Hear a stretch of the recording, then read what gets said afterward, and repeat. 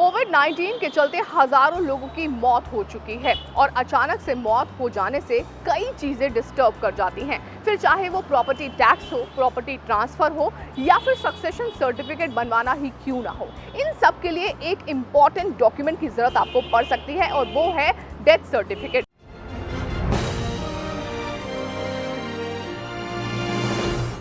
Hello and welcome to property matters. I am Shilpi Tuteja. आज का show जरूर देखें क्योंकि आज के शो में हम आपको ये बताएंगे कि आखिरकार डेथ सर्टिफिकेट की जरूरत आपको क्यों पड़ सकती है और कहां पड़ सकती है और क्या प्रोसेस है उसको बनवाने का। डेथ सर्टिफिकेट की जरूरत हर चीज को मैनेज करने में पड़ती है। इन दिनों वैसे तो सब कुछ ऑनलाइन हो गया है, लेकिन ऑनलाइन में अगर कोई दिक्कत आती है तो डेथ सर्टिफिकेट म्यूनिसिपल कॉर्पोरेशन जाकर भी अप्लाई किया जा सकता है। डेथ सर्टिफिकेट बनवाने के लिए जरूरी है कि आप डेथ के 21 दिन के अंदर अप्लाई करें। 21 दिन के अंदर अगर आपने अप्लाई किया है तो इसके लिए आपको कोई फीस नहीं देनी होगी। अगर 21 दिन के बाद करते हैं तो कुछ पेनल्टी देकर सर्टिफिकेट बनवाया जा सकता है। अब आपको बताते हैं कि डेथ सर्टिफिकेट की जरूरत कहाँ पड़ती है।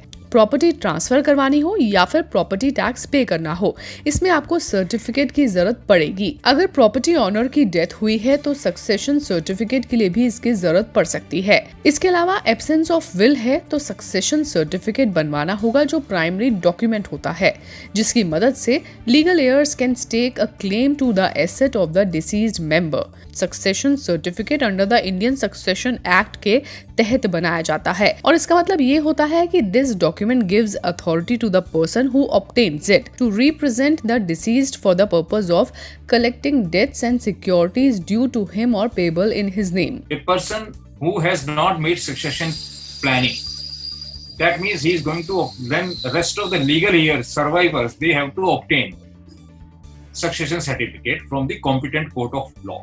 That means basically since no planning. A person who executed the will, that means he planned it. So property will be transferred according to the will. That is a provision of the will. And I told already, all other movable properties, EPF, insurance policies, they usually govern by the nomination. Only the problem comes when the immovable properties are being transferred. Death certificate bank account बंद करवाने, insurance claim करना हो, जिसकी मौत हुई है उसकी कोई प्रॉपर्टी बेचनी हो या पैसों से जुड़ा कोई भी काम हो, सभी चीजों के लिए आपको डेथ सर्टिफिकेट चाहिए होगा।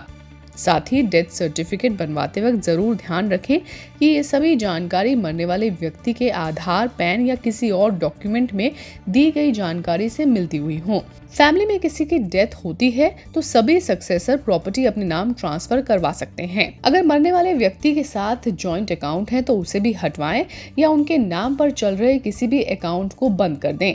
सभी इंश्योरेंस का पता करें, जैसे life insurance, vehicle insurance, credit card insurance. आप इन सभी इंश्योरेंस की रकम को क्लेम भी कर सकते हैं और इन सब के लिए आपको डेथ सर्टिफिकेट चाहिए ही होगा। Bank, insurance company, tax department में संपर्क करें और सभी रकम को जल्द से जल्द क्लेम कर दें। इसके लिए आप किसी भी लॉयर या फाइनेंशियल प्लानर की मदद ले सकते हैं। In case of, you see, bank accounts, for example, I'm taking up fixed deposits, saving bank accounts, post office schemes, NSC, EPF account, PPF account. There are many other accounts. These all accounts goes through by nomination. That means a person who died immediately, furnish the nomination paper. Then through nomination, a person becomes the owner of the property. I am now coming to the second limbs. Second limb is immovable property. Now the person who actually died in estate without execution of will and without any other execution, then we have to obtain the succession certificate. Suppose a person writes a will, then the property will be transferred under the provisions of the will. अब आपको बताते हैं कि death certificate apply करने के लिए आपको क्या प्रोसेस फॉलो करना है और साथ ही किन डॉक्यूमेंट्स की जरूरत आपको पड़ सकती है। अब आपको बताते हैं डेथ सर्टिफिकेट रजिस्टर करने के लिए आपको क्या चाहिए होगा। The medical certificate of the cause of death, NHS card, also known as the medical card, anything to prove birth details of the deceased, driving license of the deceased, marriage और civil partnership certificate अगर जरूरत पड़े तो passport of the deceased, proof of address की जरूरत पड़ सकती है।